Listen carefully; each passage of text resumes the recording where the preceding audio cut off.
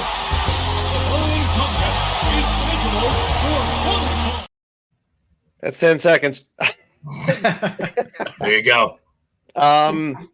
Okay, so welcome to Wednesday Night is Overbooked. Again, still loving the name that I didn't create. The guy next to me did. Mr. JV, what's going on, man? How you doing? We're here. We are here. And you know what? We're just going to say hi to Duke Devil because there's no jokes there. I don't know him well enough to joke. So.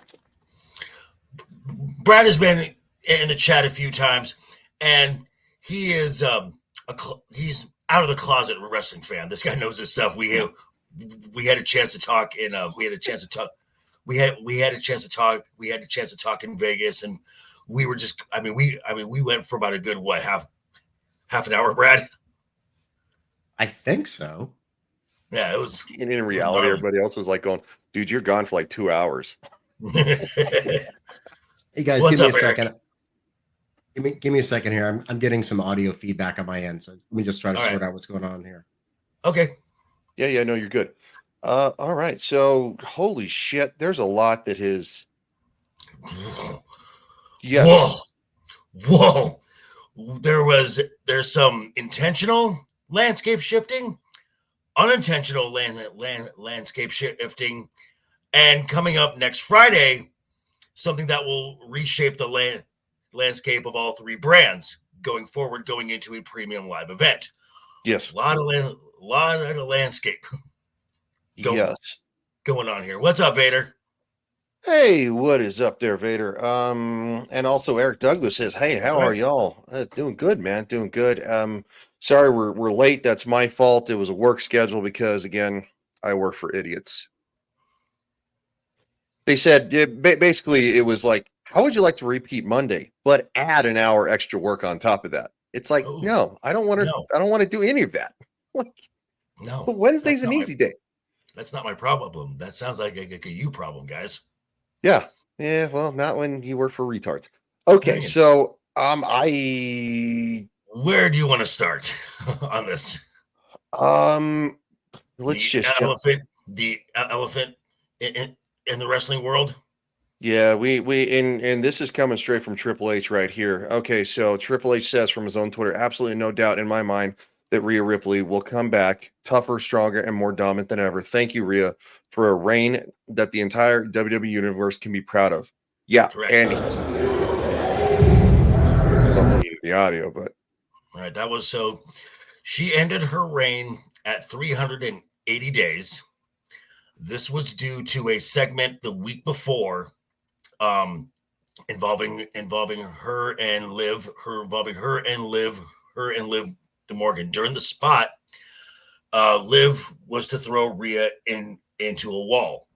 The point of Rhea's shoulder hit the wall square, and that's a very small spot right there. So that's the AC joint, and it just got ripped apart.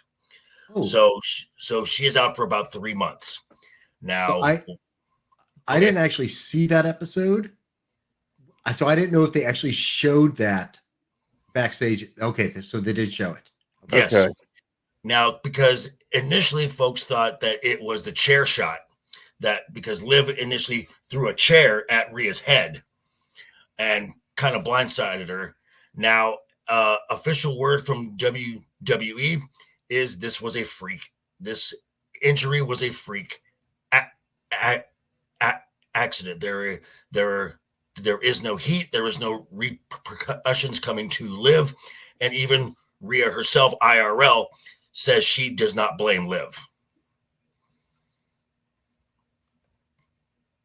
Well, I mean, God, when it comes to wrestling, you're and I actually just listened to so I caught up on the Joe Rogan podcast recently. I just recently listened to the one with Kurt Angle. He broke his neck 4 times while wrestling for WWE. I had never known that. Yep. Okay, so I have heard this argument that Matt has that the Vader has brought up, and I've heard it a couple times, in regards to that they could have just left the belt on her because other people have been injured, or in the case of, say, Roman Reigns, would be absent for some time and they would not have to drop the belt. Well, the first one they mentioned was Seth Rollins, because Seth Rollins had legitimate injuries that he was rehabbing. The difference between Rhea and Seth Rollins, we're not going into WrestleMania where you play a vital role in both main events. So this is going into this was you're going into the Backlash.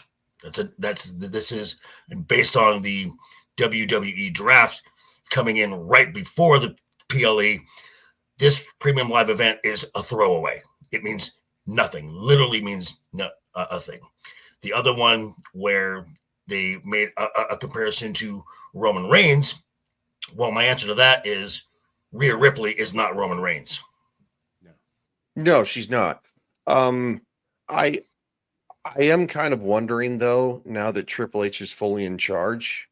Backlash used to be kind of a big deal. It was literally the fallout of WrestleMania. Mm-hmm. There was a lot more story there.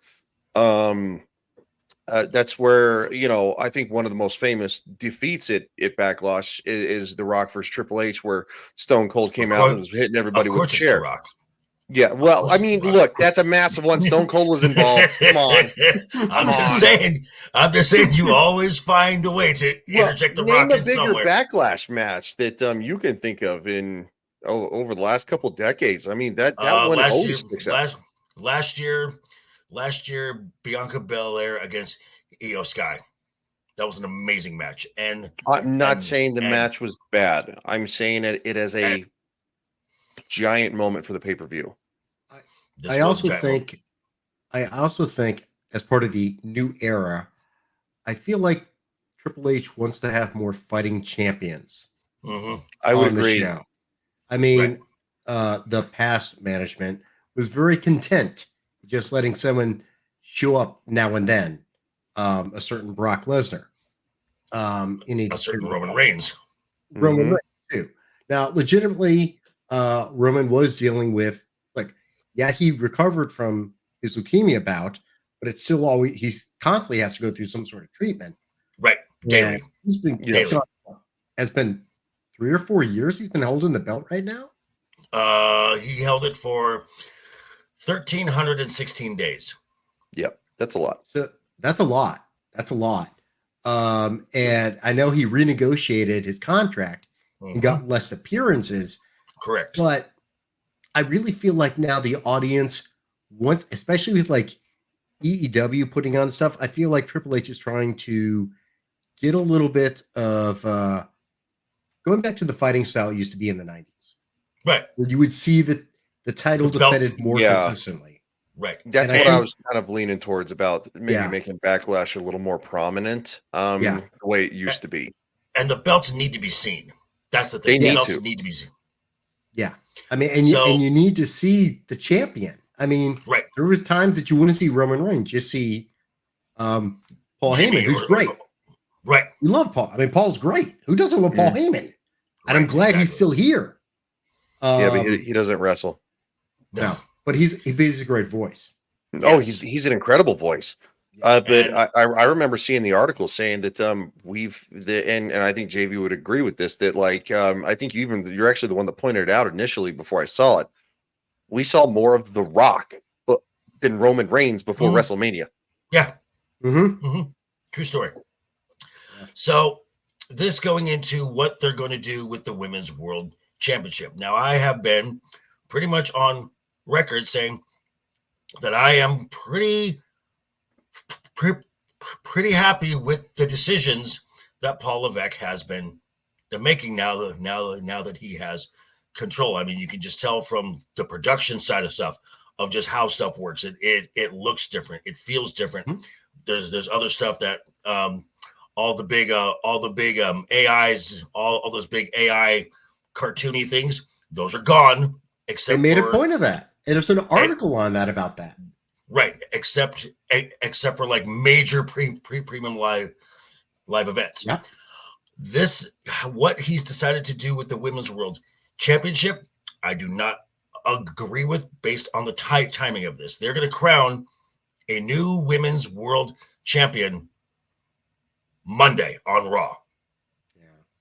That makes no sense to me. Should they wait to Backlash, you think? Okay, so this is how I think on this thing, and then I'll go through my little thought process, and then I'll let you guys to get your reaction. The women's roster on Raw is very thin, very thin, especially at the top. So you've got so Rhea's out, but Becky Lynch does not have a new contract yet, and I think she's going to negotiate for fewer appearances as well. So who you have left at the top is Liv Morgan and Nia Jax. That's it. That's your active that is your active roster of who is at the top, as opposed to say SmackDown, where you've got Bayley, Io Sky, Dakota Kai, Asuka, Kyrie, Bianca Belair, Naomi. When she comes back from being injured, Charlotte, Tiffany Stratton. There's a big disparity on where all the talent is. So, in my opinion, you leave the title vacant until after the draft. After the draft, because then you can load up your A show roster, because Raw is going to be once again the A show, and you bring up and you can bring up a Tiffany Stratton, a Bianca Belair, and you can send a Maxine Dupree or a Indy Hartwell back down to NXT, which Maxine Dupree looked a lot better on the Monday night. So she has been putting in work. Good on a new girl. Then after Backlash, because the next premium live event is a month away, it's in Glasgow Clash at the Castle. You set up a tournament building to that premium live event where you will crown your champion there. The problem is that no matter who wins the belt, and I just watched a content creator make this point, and I completely agree with it. Whoever wins the belt, the shine is going to be diminished because you didn't beat Rhea for the belt. So, thoughts? Are you thinking that they should set up kind of like a King of the Ring style leading up to the event? Because I would be very much down for that, and it also would actually give you weeks of television. Interesting. We said yes, of content, of interesting television. I do like that idea. I just brought up the Wikipedia listing of Raw women's wrestlers. Yeah, we got it's Becky. thin. Right. Well, there's a large. It's actually a large list, but I totally get what you're saying about thin as to real talent. Right. Like names. You got Becky, Candice LeRae, no. Chelsea Green, no, Indy Hartwell, no, Ivy Nile, Katana Chance. Okay. Ivy Nile, I think would be good, and if the main roster really wants to focus on their female talent, which is what NXT is really good at, you make a mid-tier title for the women that floats between the brands. Ivy Nile is a great pick to start that. Kind of like an IC level title. Okay. But I'm just going to show you the rest of the names. Katana Chance. That's Casey Canizaro. Right. Casey too. Okay. Kaden Carter. Liv. They're a tag team. Maxine. Natalia. I mean, come on. Natalia's a trainer at this point. She's like a producer. She is. Yeah. Yeah. Nia, Nikki Cross. Has anyone seen Nikki Cross lately? No. She's getting Nope. her PhD. Yeah. Piper Niven. Mhm. Rachel Rodriguez. Isn't she injured? Injured. Yep. Okay. Rhea, injured. Shayna Baszler. She's still No. there. She is. And then there's also like Zoe Stark, I think. Yeah. Zoe Stark, Xia Li, Valhalla. Why are you listing Trish? Trish is like a one-off. Right. Tegan Knox, Sonya Deville. Yeah. They are listing people who are not even, they're all inactive. Right. You can't do anything till you have the draft. Right. Can't Exactly. do anything. So this belt is going to either It's going to live. probably live, and it's not going to help her. I mean, when she won the SmackDown championship, yes, on a cash-in, but she had 2 successful title defenses at premium live events. It helped elevate Liv to be in the championship conversation, but as far as elevating the title, it didn't do anything. This is not, so you're going to have to rebuild Liv Morgan as a champion from scratch. Yeah. Yeah. Oh, I just noticed that even with Alexa Bliss anywhere. I pretty much figure she's done. Oh no. There is a bunch of there's been a bunch of teases of her return. Every indication is that she's going to be part of Uncle Howdy and the reemergence of the Wyatt family, because Eric Rowan had to cancel a bunch of indie shows due to new contractual obligations. Oh. And he was cited in Pittsburgh at the medical facility, which is where the hub of all the WWE talent goes to get medically cleared. So Rowan's coming back. So they're going to rebuild sort of in honor of Bray. Correct. Okay. Yeah, I would actually assume that. Yeah. As I just showed, right. They were. It looks like, and this is coming from the official WWE account. It shows obviously Liv and Rhea, and Liv doing her usual crying Gloating thing. Yeah. Cry about it. Yeah. Cry about it. Yeah. I just realized watching her, because I was watching Raw the other night. I didn't watch it live a lot. Watched it yesterday when I was like half conscious with a fever, because I had con crud from Vegas. It wasn't from your bar, right? Where I was not as drunk as I was last year. True. True. I was much more sober. Yes. But I really realized like Liv is like now doing kind of what Alexa did when Alexa came on. And I'm not certain how I like that much. Okay, well, Liv has also added in some of her stuff a lot more extreme aspects, tables and the whatnot. I think this is prepping her for a massive heel turn, because now it's totally a heel turn.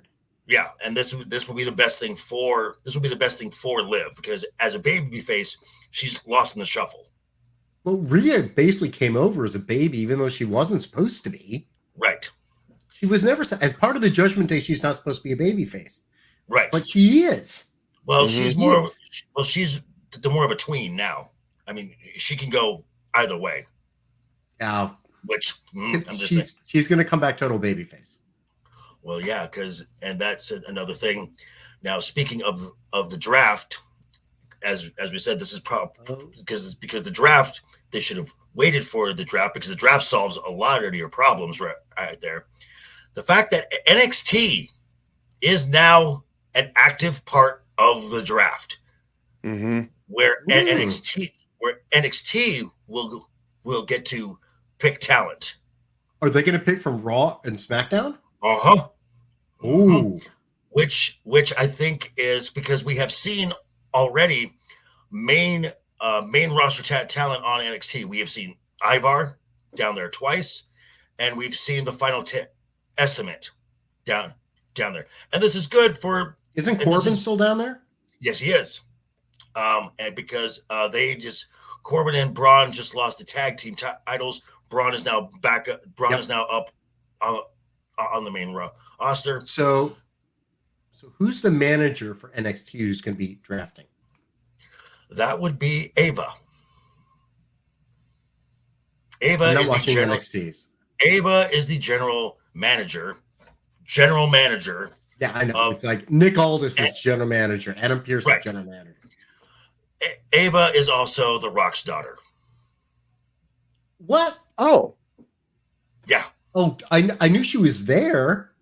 Mm-hmm. Is that her role now? Mm-hmm. Oh, that's weird as shit. I'm just saying. So that's weird as shit. Obviously, now obviously she doesn't really have anything to do with it. But wait, didn't William Regal come back? He is. Okay. Why didn't they put him back? Okay, William is more in charge of talent. He was really integral in getting Julia to come over from Stardom to come to NXT, and the head guy over there, the Paul Levesque of NXT, is Shawn Michaels. Yeah. So basically, the draft is DX picking everything. Yeah, basically. And so, just think about this. In the 90s, DX tried to take over WWE. Mm. 2024, DX is running the WWE. Yeah, for now. Well, for now. So I think what they're trying to do with this, including NXT in the draft, is smart. And the reason I say that is I think they're trying to actually play off what was done with Raw, SmackDown, and ECW back in the 2008-ish kind of era. It adds something unique to it too. And I remember this because Kane won the ECW championship as a SmackDown superstar, then won the ECW. Then he got drafted to Raw as an ECW superstar as the ECW champion. It makes it a lot more interesting. And it's also going to elevate ECW up. NXT up. NXT. Yeah, in my opinion, because you're going to start getting some slight crossover matches. And that's where things got more exciting, in my opinion, is when you started seeing somebody from Raw or SmackDown, showing up on Tuesday night or. Okay. Now, because of this, so we know that Raw is going to Netflix January 1st. Yes. Yep. Mm-hmm. We know that SmackDown in October is going to USA Network. Yep. I don't know the exact date, but I know it's I know it's Q4 or something. NXT goes to the CW. I really hope that they adhere to brand rules because each of these networks is going to want a champion for themselves. Mm-hmm. The only thing that I would like that we're not going to get is I would like the men's tag team championship to be one team that floats, because there's not enough teams per brand to justify multiple champions. And I would like to see NXT is introduced the women's North American championship. Maybe that's the mid-card title that floats between the brands. Who knows?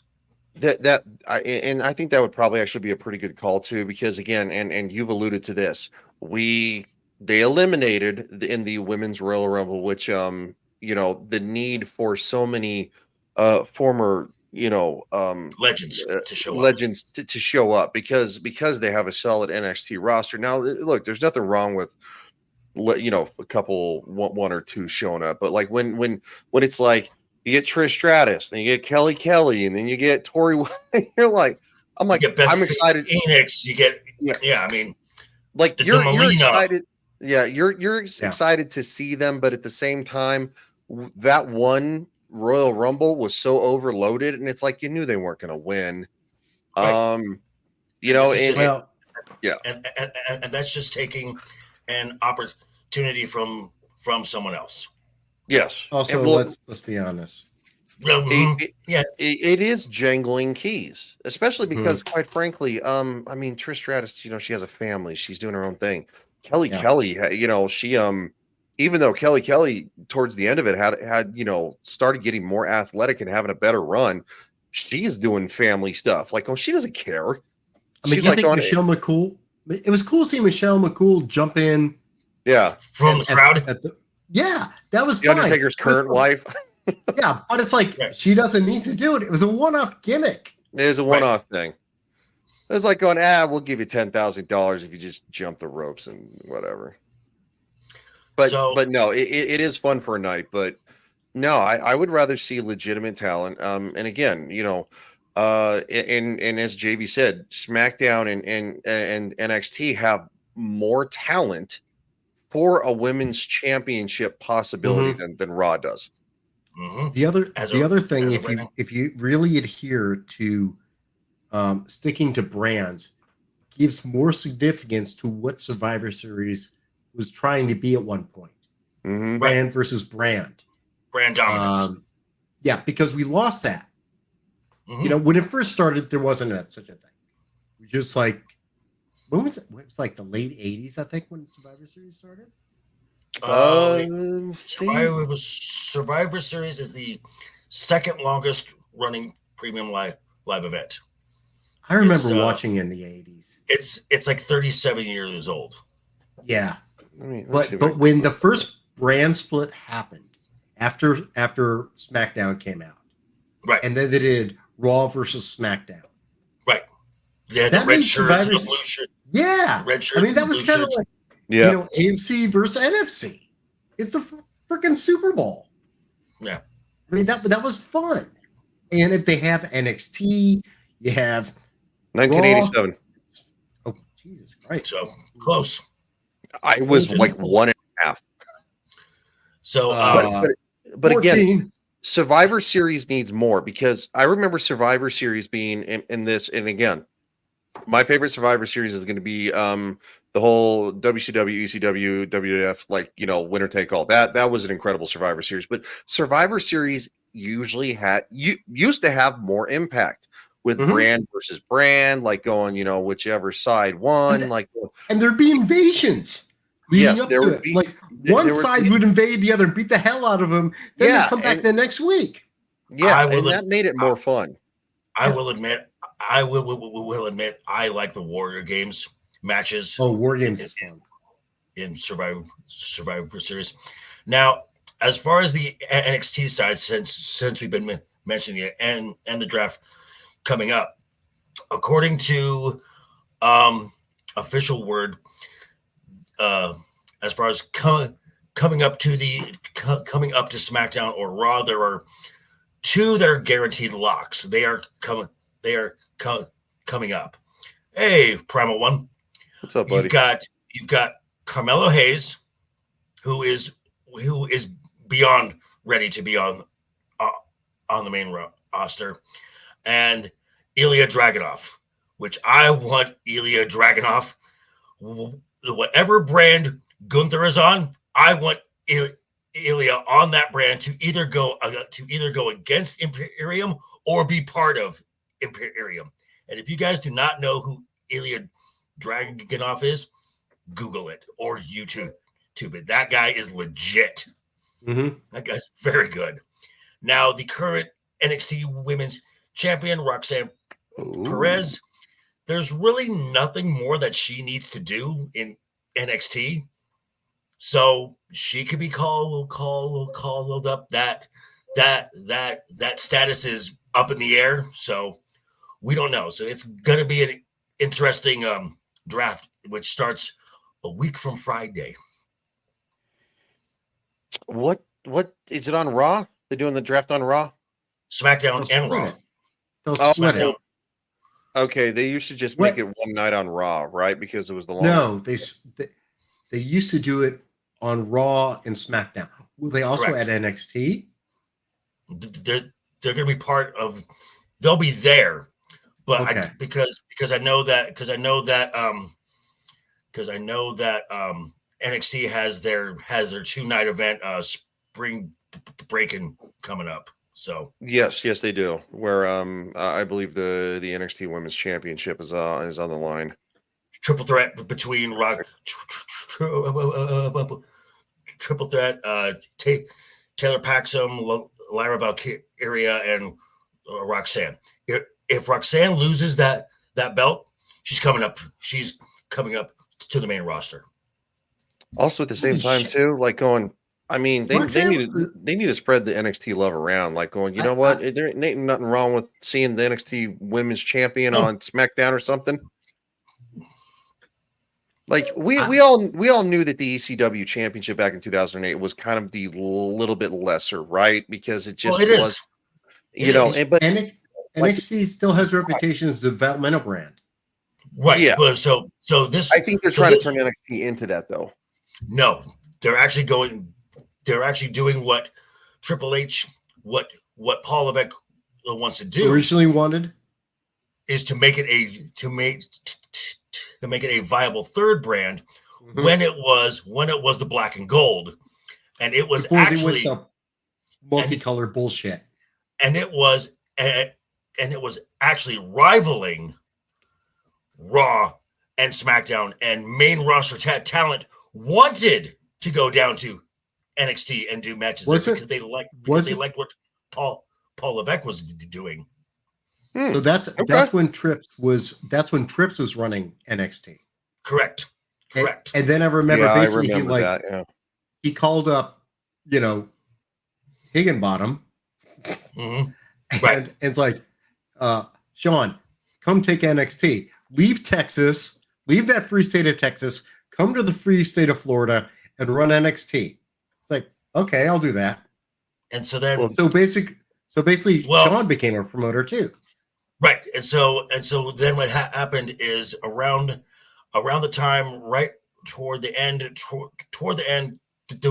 when Sean came over, that's when a certain Tony Khan made this thing called AEW. Oh, that's right. And put his show in the exact same time slot as NXT. And that's when they did that color change from the black and gold to the I'll just call it the rainbow NXT. Well, that's when Vince because Vince wanted to kill it. He wanted to kill NXT because he didn't like it, and he didn't like what Paul Levesque was doing down there. So this is all true, man. This is all true. Yeah, I didn't know that because I remember I was at NXT when it was black and gold. Vince McMahon hated NXT. I knew that part, but I was at NXT for the FCW NXT rebranding, like on equal sides. So Ryan, I know you've talked about this before. I didn't realize that you actually had been in that whole thing at any point. Oh yeah, no, I mean I do now, but so like FWC was over on my side in Tampa. So yes, I live in Tampa Bay. I lived in Tampa for 11 years. Yeah, I moved there for this. I live in St. Pete. So okay. I was a mailman in St. Petersburg. Do you know where the Sunshine Skyway is? I do. Yeah. You get to my house, it's not doxing me. I'm just like, you can get to my home near an exit near there. So literally I'm like right near that. I'm right near the bridge. I live near the water. I was on the edge of Town and Country in Oldsmar. I was so close to the Pinellas County border that I didn't even really consider it Town and Country because certain parts of Town and Country, right? But that edge right there before you cross over is a lot nicer because it's closer to Oldsmar. I've been in Pinellas since 1995 because I went to Stetson Law School. Okay. Man, and then I was. Hold on, let me see. That's actually in Gulfport. It's in Gulfport. Okay.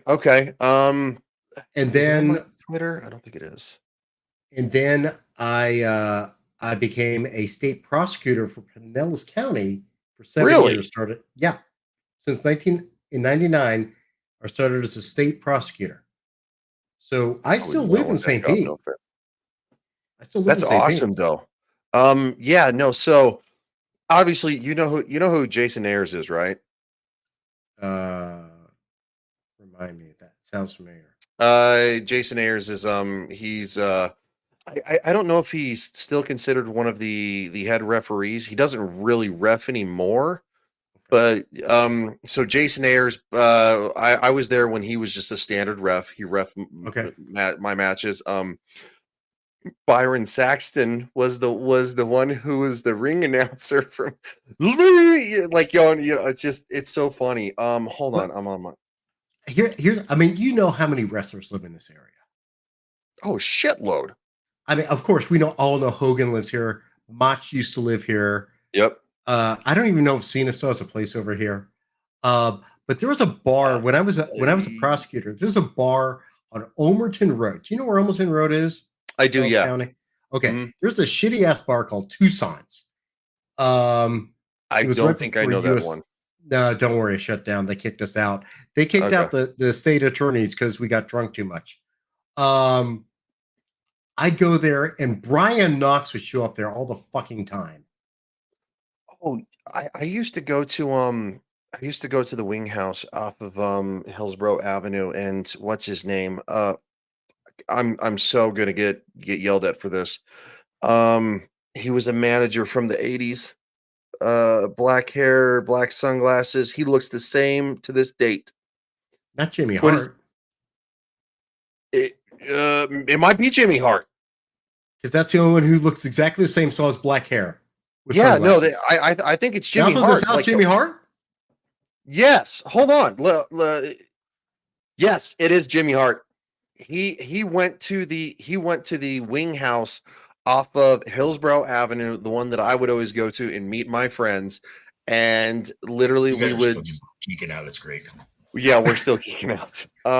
So no, yeah, no, Jimmy Hart, like they're like, oh, like somebody walked over He and they're probably like, lives down here. I mean, he and Hogan are buddies. oh yeah, he Jesus. does live down there. Yeah, no, Yeah. well, before it burned down, I hope they've rebuilt it since then, because it needed refurbishing. But yeah, let me. So with to close the women's championship thing here, Yeah. this is what I think how it should play out. Let's assume it's going that they're going to put the belt but on Liv. Okay. Liv's going to hold it for a little while. They're going to have the draft. She's going to have her massive heel turn. The only way you're going to make that title now legit, depending on how long Rhea is out for, because they could draft Rhea to another brand where that takes her completely out of the picture there. Money in the Bank. Real quick, JV. Let me just share this for those who haven't seen it. Oh, That's that's me. right. There you are. Yeah, Wow. that was during the transition from FCW to NXT, because obviously the ring is black and gold. Mhm. And yeah, no, I'm a pretty good sized guy. I was a 6'4", like 250 pounds there, or 240 pounds. I can't remember, but yeah, no, it's What? fucking. So Roman there at the time, and Seth was there at the time. Seth Rollins was there. Seth was there. Paige. Daniel Moinet, Paige was there. Wait, Danielle what was also knows Seth's Summer name Rae. at that time? Seth was going by. He wasn't going by Seth Rollins then. I think he was actually. I think he was still actually. I think he just switched to I Seth thought he was- Rollins. I thought he was using his prior name. Paige was going by Paige. I know that Summer Rae or Danielle. She. So I got a promo in one, because I got hurt. I got a promo in one night, and then I got to do like a little run-in thing. And so like on the second one, she's like, oh, so you'll get a second entrance, and I was like, well, yeah, I got hurt, and we're trying to because I was also there with Shelton Benjamin's cousin Okay. at the time. So yeah, no, there are a lot of. I mean, Bill DeMott was still there. Billy Oh, Gunn was God. still there. Yeah, well, It was before he had his fucking meltdown. Who? Billy or DeMott? Demott. So like going after the guy in that match, and he's like, you two. He phrased it just like this because I ended up putting over in the match. He's like, you two yahoos. He's like, you guys had almost a perfect match, and I was like, I'm like, where'd we mess up, coach? And he's like, you were doing leg work. He was working you over, and then you guys kind of ran a little bit. It wasn't much, but it was enough not to be perfect. And gotcha. that was before his fucking meltdown. That was like the cell. Yeah. That was, you know, this to me is what's so interesting about wrestling. Because I like you guys said at the beginning, it was like, you know, he doesn't want to say he's a wrestling fan, but he's a wrestling fan. The reason I'm a wrestling fan is because it's all about the story and how the story is told. And it literally goes back to like me running RPGs as a kid, like running role-playing games, creating a story and seeing how it reacts. That is why I've always referred to, like, why do you like wrestling? I'm like, wrestling soap operas for dudes. Don't you get it? It's literally like, it's athletic soap operas. Yeah. It's like, only women likes. No, first off, men and women love wrestling. Bottom line. Oh yeah. But it's always been like, people are like, well, wrestling's only for dudes. I don't give a fuck. But what I'm saying is, we like hearing a story. Right. And it's told in a way that kind of appeals to that male inner ego, instinctual, natural thing. Where it's like, it's men being men. Men being men. Yes. Go out, kill Mastodon, bring back to cave. Yay, champion. So it's at that very atavistic thing for people. And when you put a story into it, it's like, oh, now it's interesting. Yeah, we love to see conflict. And physical conflict is great.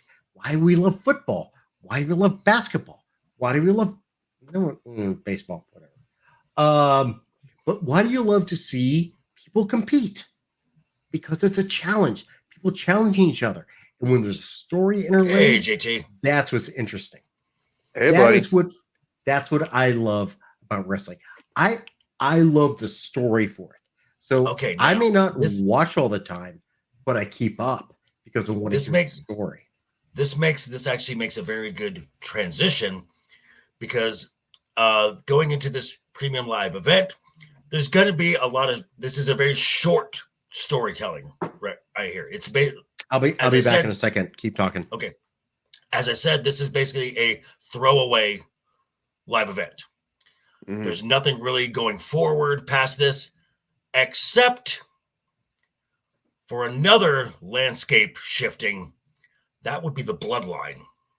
The bloodline, is going to go through some massive changes here because, as we saw on SmackDown, where Paul Heyman said, losses have consequences. The bloodline no longer has the cushy locker room anymore. And then they went out to the ring, and where Heyman is propping up Roman Reigns. Yes, he lost, but he will rise again. Solo stops him, looks at Jimmy, and says, losses have consequences. And Jimmy's like, what the hell? Why are you looking at me for?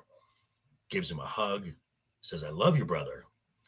And then from behind, he gets blindsided by this beast of a man that when he pulls off the hood, I was like, oh shit, it's true.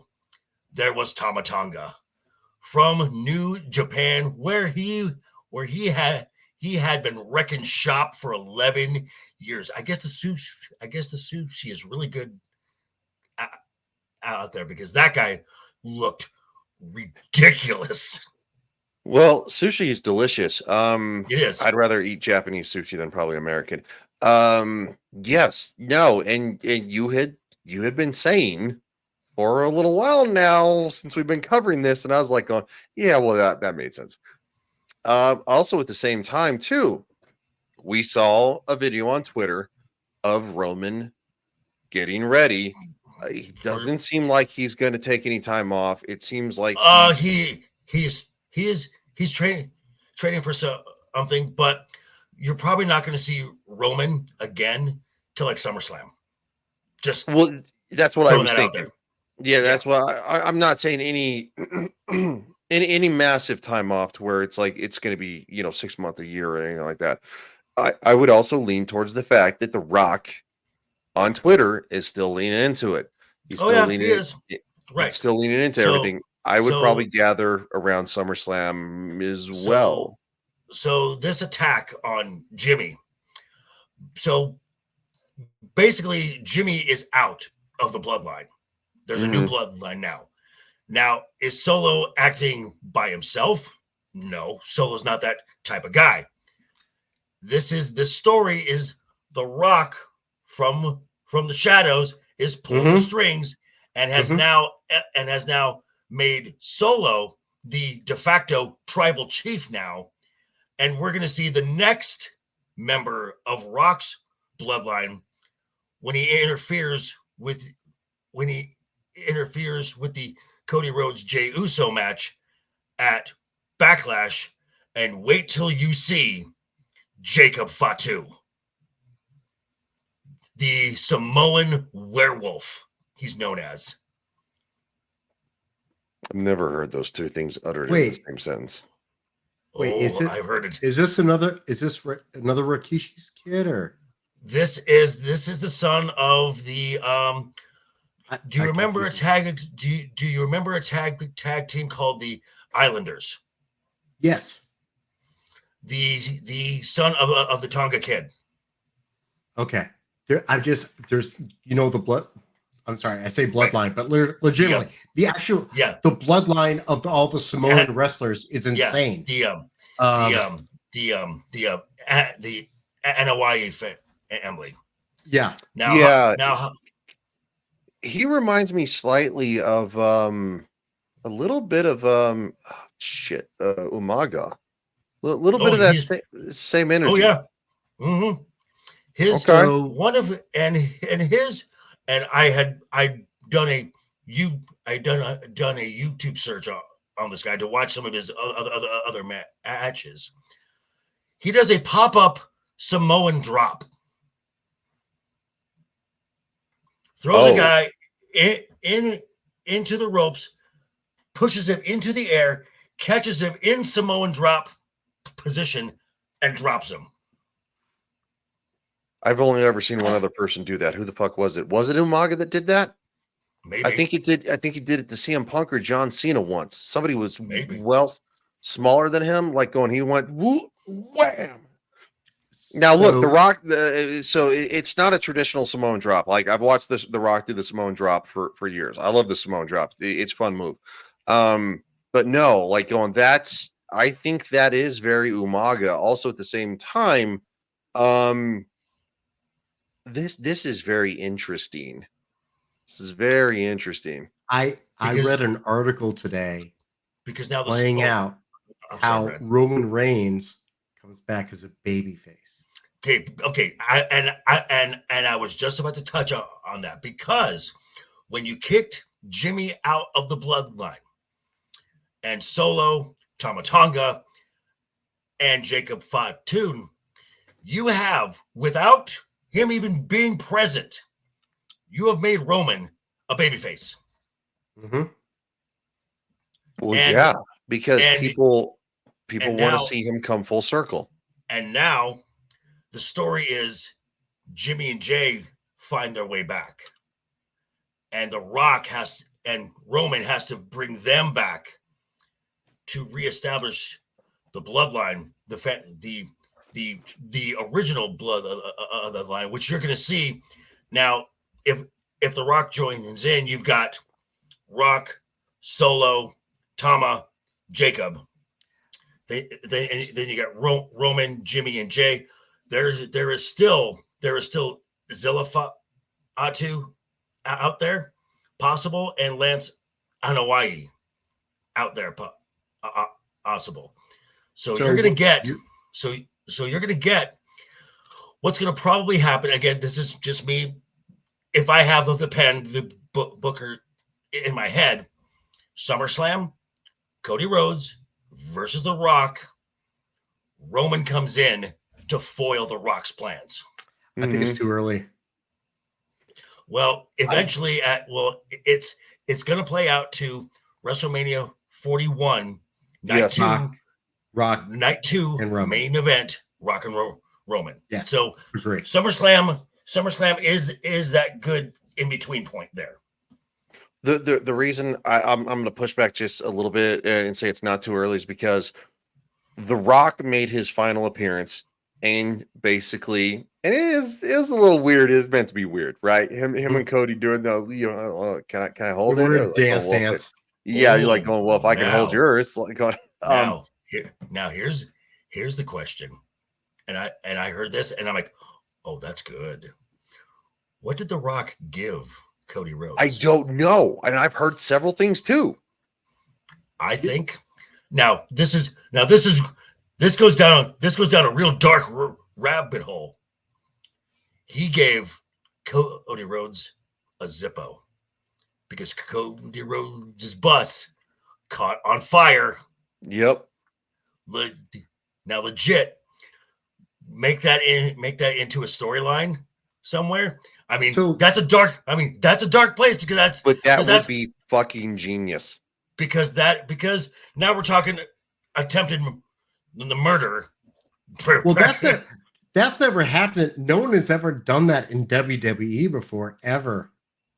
In the Attitude Era, no one I tried know. to kill anybody since at it was- all. Not since it was World Wrestling Federation, but I'm just saying that would be fucking. Rikishi. Oh, we can bring back Rikishi. He's like, I did it for The Rock. He's like, I did it for The Rock. I did it for the people. Like, I love Wait, The Rock's wait. imitation of that. But so They so blew anyway, up- Oh yeah, my they blew god! up- I mean, oh my god! the DX They blew Express. McMahon's. Basically, Rock has taken over Vince McMahon's the boss. Right. Because we don't need Vince McMahon around. Let's be honest. Regardless of whatever is going on with him legally, Just Vince stay McMahon away. was done. Stay Vince away. has lost his creativity. He's I mean, at some point, you have to give it up. You do. yeah. And And- again, I listened to the Now- Kurt Angle interview. Vince McMahon apparently he just rolls. He's always thinking on vacation. He's always brainstorming, and it's like going, well, it would kind of make sense because, quite frankly, it seems like the man never stops. So his creativity, if you don't ever rest, you don't give your brain a chance to think up new things. So I kind of agree with Now- that because Vince McMahon has been bankrupt for years now. I will say this: if you truly want to get rid of any Vince McMahon influence there, Michael Hayes, Bruce Pritchard have to go. They are still Michael very Hayes still close. there. Mhm. Mhm. Well, I mean, let's also be honest. I mean, they got rid of Kevin Dunn, thank God, because Kevin Dunn and his production style was boring. I mean, Yeah. just this past Raw, okay, in the segment where Jimmy is running away from the Judgment Day, the cameraman follows him going up into the crowd onto the concourse, and he goes outside, and there's Sami Zayn looking. what do you, Sammy? What are you doing here? Right. He's like, it was perfect line. This is the first wrestling show that I ever came in as a fan, and I'm entering as a champion the same way through the front door. Then you follow Sammy, like Mhm. right behind him, and he's going through the concourse in Montreal. His music hits right before he hits the stair, Mhm. before he hits the stairway. And then you see this big shot of the entire arena, all of it. And I'm like, oh, damn, that is a great bit of production there. That is so good. So good. Yes. Let me also point something out about that whole thing.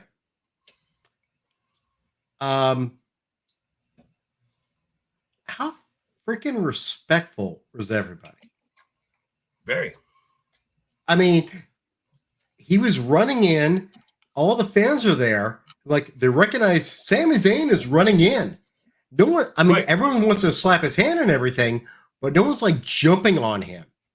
Right. That just shows you what the WWE fans are kind of like. Like, we're here for the show. Oh shit, we're part of the show. We're having fun with the guys. Because if, like, let's just say we go to like all the other genre bullshit.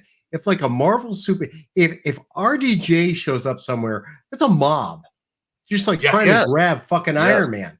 Sami Zayn is literally running through the crowd of people, and they're giving him room. People are like slapping in his hands, but moving aside. They're In his not hometown. stopping.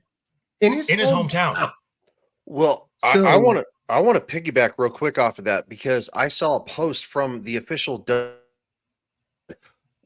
and they're showing fan signs in the crowd again. They say we love those signs. Let's keep seeing them. And it's like it's going back to when things were fun, right? Yes. Right. And this was the audience used to be a big part of it. Sorry, dude. Yeah. No, you're right.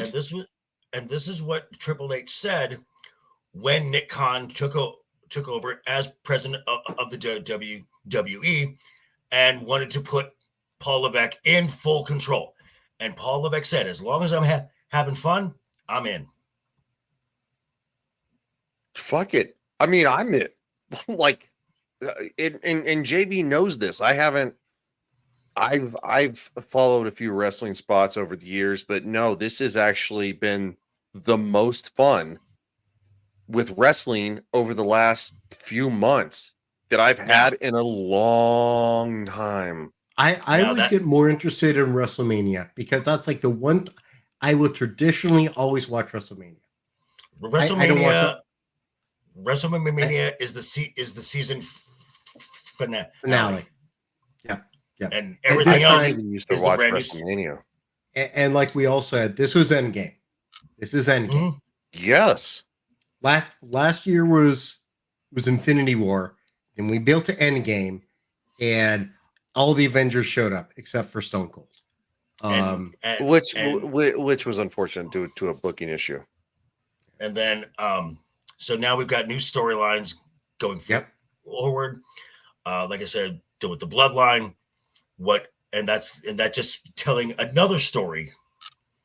And I'm actually really excited about this. Now, again, that is not saying that Paul Levesque is going to have a banger every single time. No. He's going to make mistakes. No, absolutely. Can't win them all.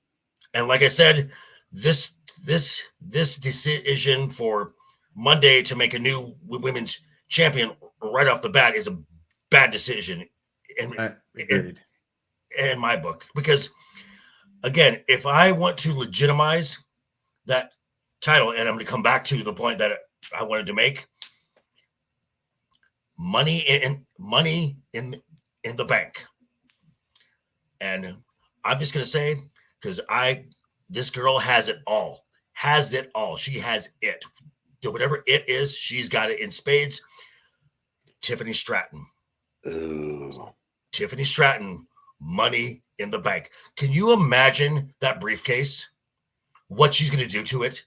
It's going to be pink. It's going to be bedazzled. There'll be like fake fur around it because it'll be her character's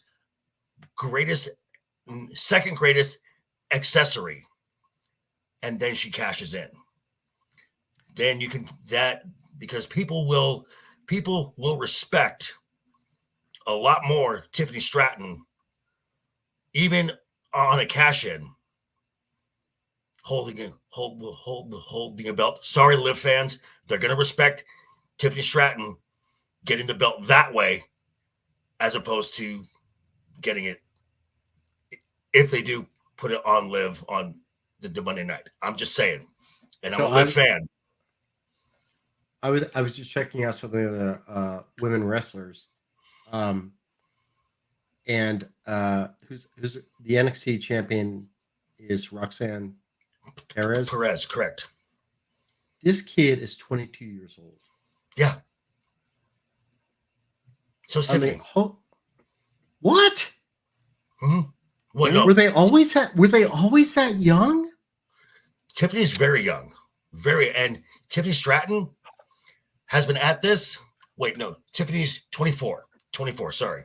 She's 24. I think the youngest I remember. Sorry, dude. Go ahead. And Tiffany Stratton, her first match ever was December 28th, 2021. She's been at this for less than 3 years. Jesus. I'm just and like I said, I will shill for that. She is probably the biggest rising star there. I mean, and the WWE, at least on the women's side, is very young. You've got Rhea Ripley, who was 26. Liv is 29. Tiffany's 24. Roxanne Perez is 22. You got Thea Hale in NXT, who's 20. Real quick, I just Googled this. Youngest WWE women's champion, Alicia Fox, Divas champion, 23 years old, 355 days. Rockin' Robin women's championship, 23 years, 363 days. Velvet McIntyre, women's 23 years, 222 days. Paige, Divas, 21 years old, 8 months and 14 days. Yeah. Wow. I knew someone was 21 when they had it. So yeah, Paige was the youngest as Divas champion at 21 years old. Yep. Which means I knew Paige probably in the neighborhood of before she could drink legally. When she's 19. Because it was about a year and a half, 2 years before she became champion. And then of course Alexa Bliss, SmackDown's women's 25, and Trish Stratus, women's champion, 27 years old, 7 months and 22 days. Yeah. The women have a much shorter shelf life as professional wrestlers than men do. Well, let's also be honest. Some of them want to have kids. Right. And this is where the other elephant in the room of the women's division, and it's too bad that Ego's not here because I wanted to dogpile on him again with Jade Cargill, who's just a big waste of time. She needs to go down to NXT. She needs to go back. She needs to go to NXT, or they need to send her back to AEW because she sucks. Okay. So before we came on tonight, I actually watched Raw yesterday. When I was eating dinner, I watched shill, dude. I'm kidding. I'm not. I watched SmackDown from last Friday while I was eating dinner, and they had Piper and Chelsea come out, and then Jade Cargill came out. I'm like, oh fuck! Don't break another one of Chelsea's arms. Right. I was really like, oh god, she's going to break another arm, and Chelsea's out again. I mean, so Cardona's already out. So I have them both out. I did some homework here. So I looked at her appearance on Raw, SmackDown, and WrestleMania. Her total did you count the moves? Well, for one, there's like maybe 6. Goldberg, you're right. She took in 3 matches, she took 1 bump. 1 bump. And a total in-ring time from WrestleMania, the Raw after WrestleMania, and the following SmackDown, total in-ring time 6 minutes with no commercial breaks.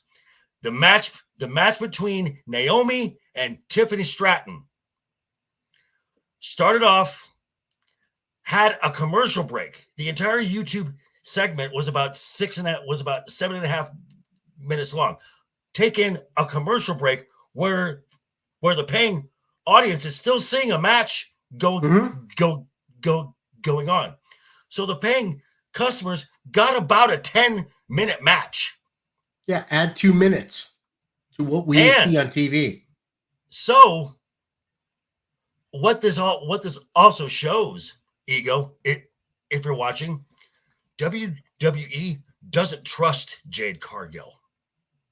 Yeah. And rightfully so. She is Because if He you're is not not taking good. because if you're not taking bumps, that means you can't sell. If you can't sell, you can't tell a story in the ring.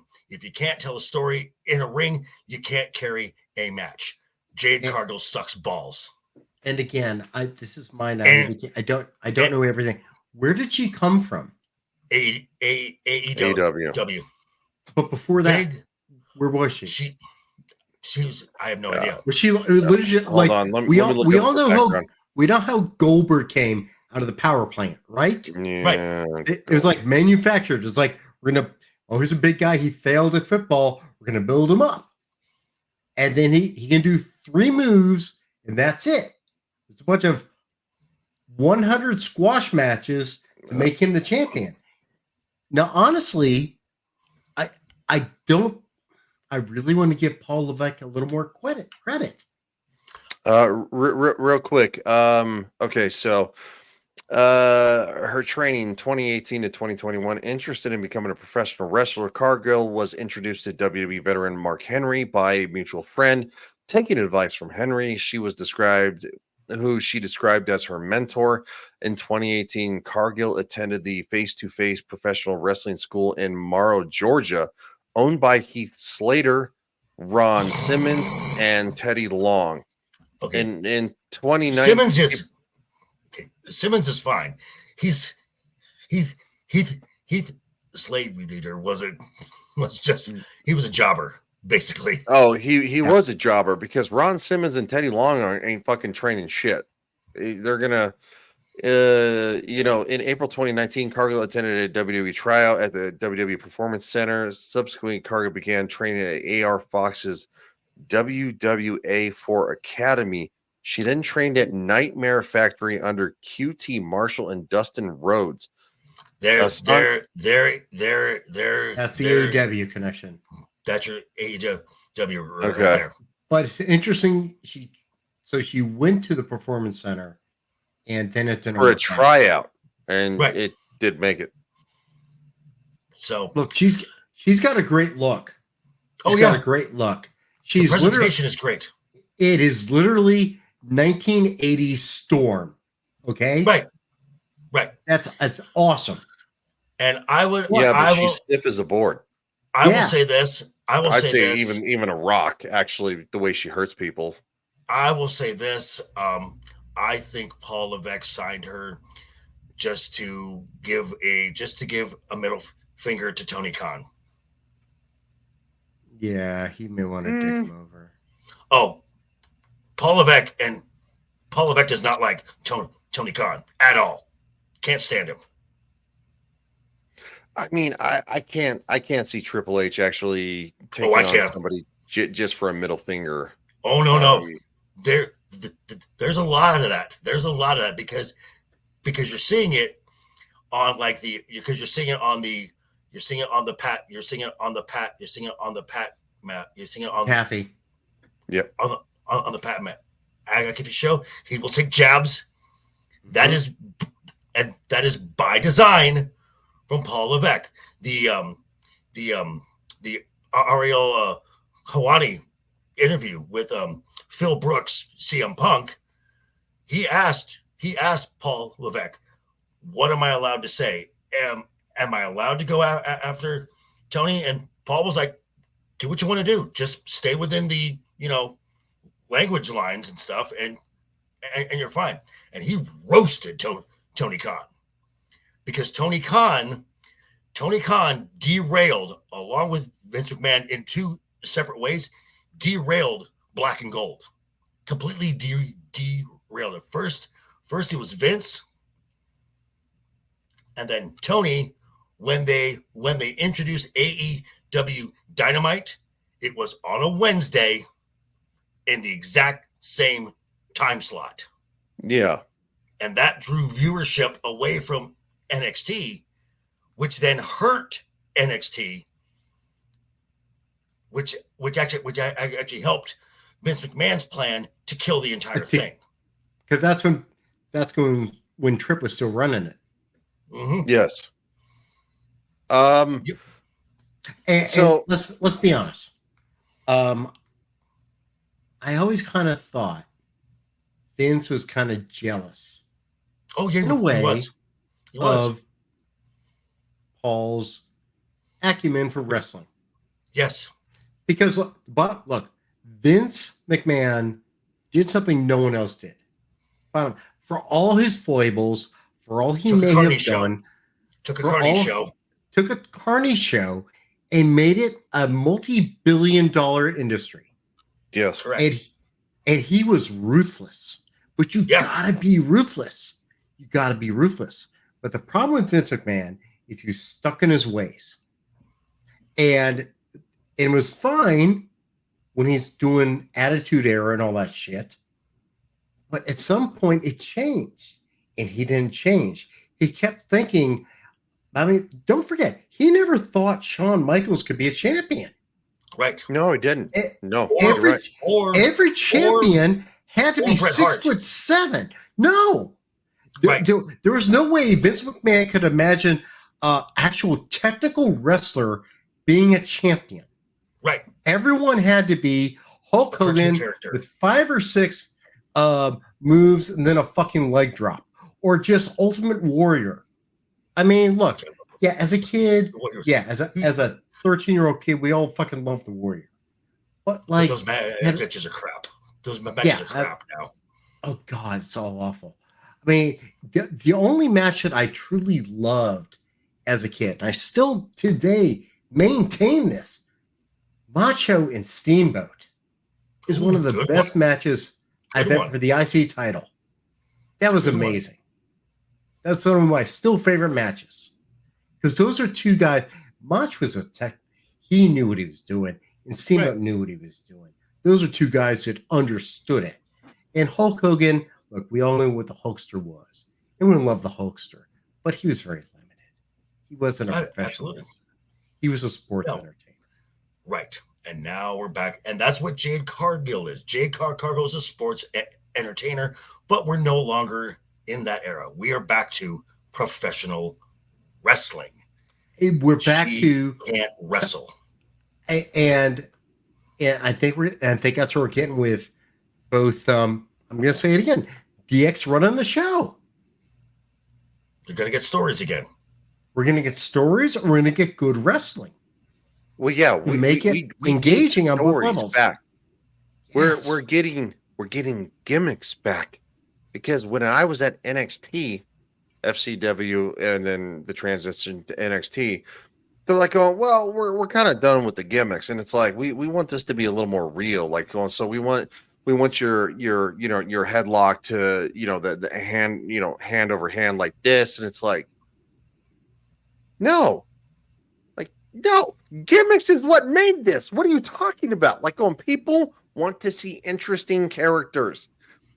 They want interesting stories, and they want to see high athleticism. I don't want this.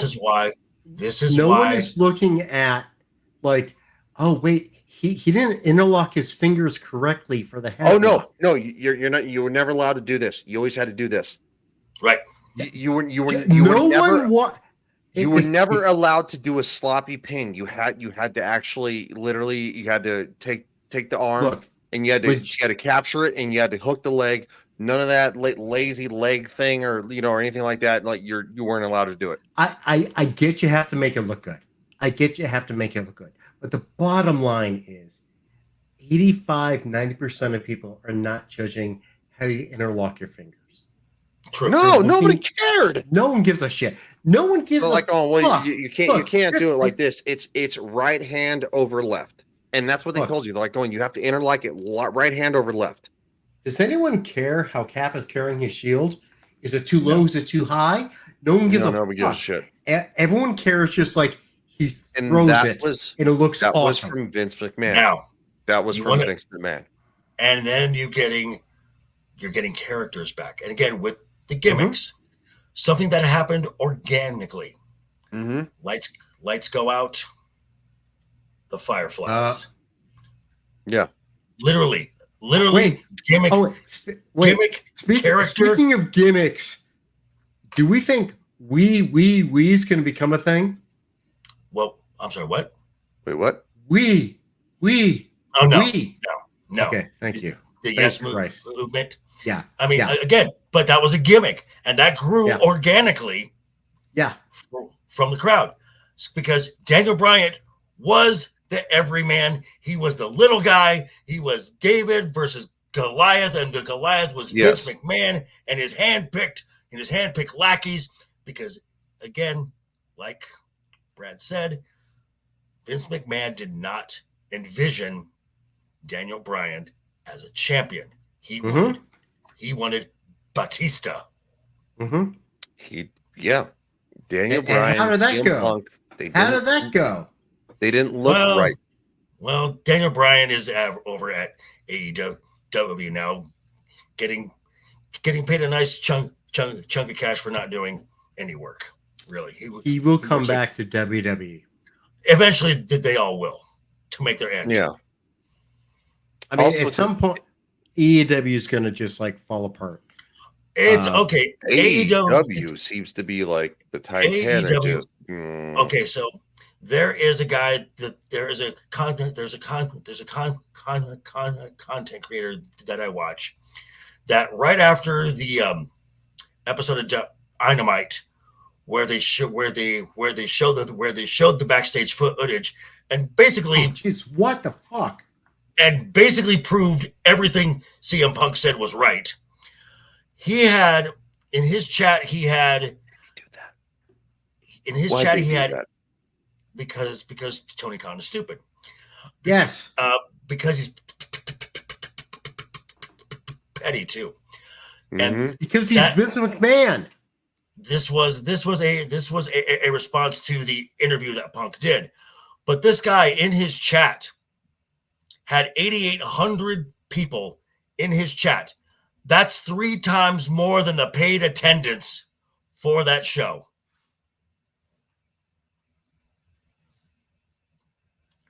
Damn. And again, I go back to Tony. The best viewed spot you've had in at least a year is starring a guy that hasn't been on your TV shows for 9 months. And that's the only way you got ratings. So the biggest star in AEW is still CM Punk. It's amazing to me because I remember when AEW like came out. I'm a casual watcher. And it's like Cody's like, big that's interesting. And then Jericho comes out. Well, ooh, that's interesting. Daniel Bryan goes over. Right. The Bucks. The Young Bucks. Like, oh shit balls. This could be good. And they were hot for a good year or so. They were hot. And they were hot. And they were establishing themselves as the alternative, and NXT suffered because of it. And then they bring in CM Punk, and that just, and then Tony Khan is kind of, as Brad said, kind of like Vince McMahon. Look at all my toys I have. I want to make my matches. And it was all about matches, not about story. You still have to do weekly television. See, but I will still give Vince over Tony Khan, only because Vince was more understanding of how wrestling worked. Yeah. He was stuck in the past. Well, literally, Tony Khan is collecting Hot Wheels and racing him around a track. Which one will crash into each other? Let's just run them around the track. What happens? Do they crash? Whatever. I'll just build another fucking track. Does anyone come? I don't know. I'm a billionaire. I can lose as much money as I want. Okay. But what does it matter at some point? This is just you feeding your fucking ego. Yeah. Man. But he still put out product for legitimately 30 years. Tony Khan, I don't know what the dude's doing. Yeah, honestly, when Cody left, that to me is like, fuck. Cody left? Cody was an originator of AEW, and Cody leaves. What happened backstage? Well, we're seeing it. We're Mhm. seeing the supposed leaks of it, and it's like that wasn't the W you thought it was. It was a massive L. And so the thing is, you can, it's fine. Everybody can hate Vince McMahon Jr. All they want. But quite frankly, he put together one of the most incredible things ever. Kind of like Ike Perlmutter with the Marvel Cinematic Universe. No, it was not Kevin Feige. It was Ike Perlmutter. Bite your So, tongue. yeah, I know, right? So, Well, that's okay. anyway, J.J. Abrams created Star Wars, as did Dave Filoni. yeah, they did. J.J. Abrams also created Star Trek. Ugh. So, going forward, It's I gonna get think exciting. it's gonna be fun. Also, at the same time, I tried to find it. I couldn't. Somebody was sharing photos of a certain spouse of CM Punk looking AJ Lee. looking a lot more fit than she did when she left. I mean, her abs are killer. You could wash a stone on those. Oh He yeah, was Um, always in great shape. she was. oh, she's in much better shape at this age. I wouldn't be surprised if we see a real quick return. I don't know, dude. It's ramping up on the socials. They would have teased. They would have teased it So, already. And what is it? and No, I disagree because Triple H isn't stupid. This teasing thing of people coming back before they come back, like going that killed all the pop of it. I hated that. They're like going, well then What? I will then I would point you to counter that. Every tease of the return of Bray Wyatt just built it up and built it up and built it up and built it up, and now they're doing the same thing with Uncle Howdy, and it's building and building and building.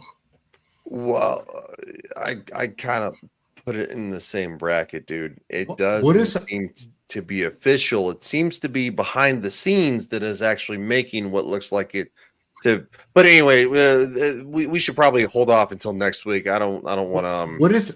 What is the time return for CM Punk? As of right now, it could be well. He's actually, from everything I have heard, he's ahead of schedule. But it was said to SummerSlam at the latest. So earliest it could be money. It could be the money in the bank. Who knows? What is the status of Drew's contract? As of right now, he does not have a new one, and he's got 5 weeks left. Because they're clearly setting up. Oh yeah. So I think it's just hashing out some details. Is Drew gonna get some more time to, or is he gonna get some more time off to spend time with his family, or are they going to relocate his family? That could be an option too. We don't know.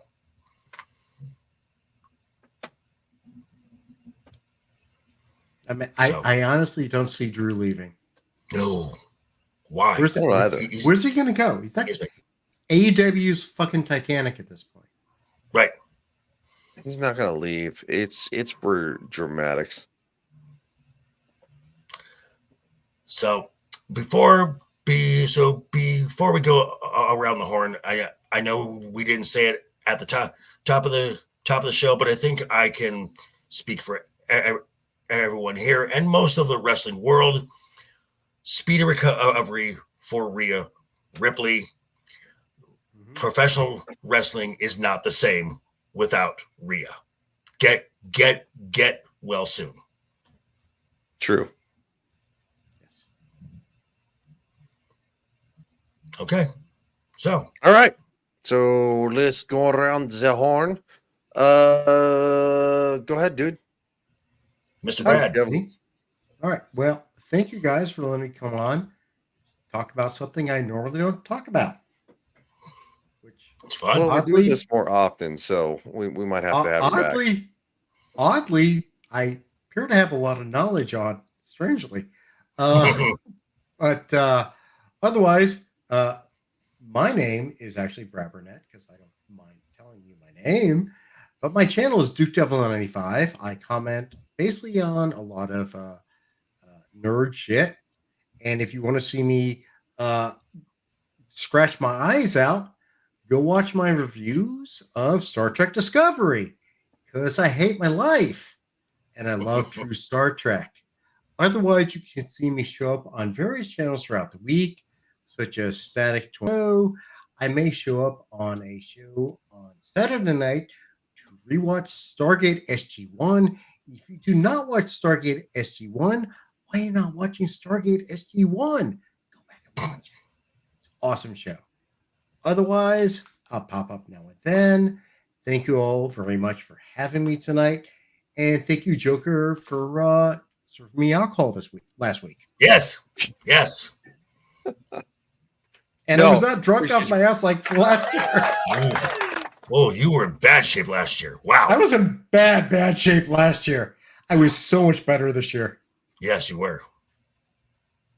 SG1 is very, very good.